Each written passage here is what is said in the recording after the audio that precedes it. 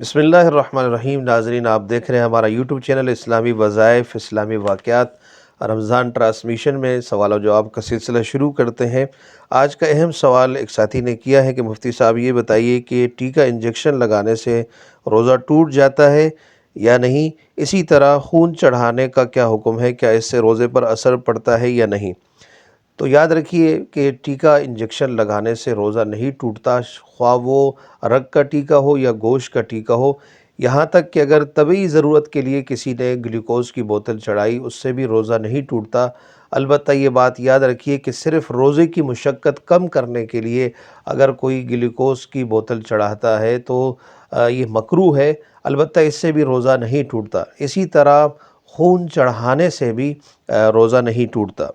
دوسرا سوال ایک بھائی نے یہ پوچھا ہے کہ ہم نے سنا ہے کہ آنکھ میں دوا ڈالنے سے روزہ ٹوٹ جاتا ہے، اسی طرح یہ بھی سننے میں آیا ہے اور اکثر لوگوں میں مشہور اور زد زبان رہتا ہے کہ سرما اور تیل بھی روزے کی حالت میں نہیں لگانا چاہیے، اس سے روزے پر اثر پڑتا ہے، کیا یہ درست ہے؟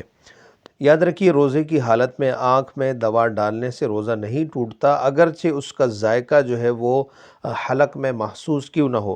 اسی طرح دن میں سرما تیل اور لگانے اور خوشبو سونگھنے سے بھی روزہ نہیں ٹوٹتا۔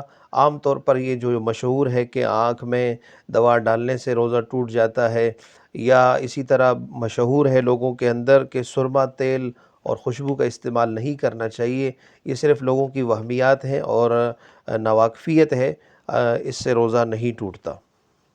ایک اور بھائی نے سوال بھیجا تھا کہ روزے کی حالت میں زبان سے کوئی چیز چکھ لینے سے روزے کا کیا حکم ہے؟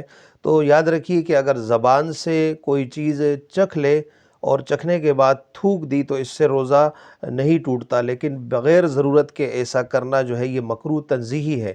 ہاں، البتہ اگر عورت اس کا شوہر بد مزاج ہے اور انتہائی سخت ہے، اور اسے یہ خوف ہے کہ سالن وغیرہ میں نمک مرچی وغیرہ اگر درست نہ ہو تو وہ اس کے ناک میں دم کر دے گا، اسے اذیت پہنچائے گا، تو پھر ایسی عورت کے لیے نمک کا چکھ لینا یہ درست ہے اور اس کے لیے مکروہ بھی نہیں ہے۔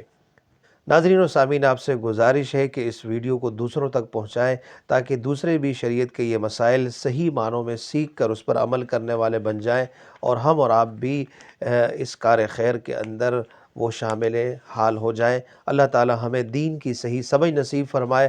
اگر آپ نے بھی شریعت کی روشنی میں کسی سوال کا جواب چاہنا ہو تو گزارش ہے کہ نیچے دیے گئے واٹس ایپ نمبر کے اوپر ہمیں اپنا سوال ضرور بھیجیے۔ انشاءاللہ تعالی ہم سوال و جواب کی نشست میں آپ کے سوال کا جواب شریعت کی روشنی میں دینے کی انشاءاللہ بھرپور کوشش کریں گے۔ اللہ تعالی ہم سب کا حامی و ناصر ہو۔ السلام علیکم ورحمۃ اللہ وبرکاتہ۔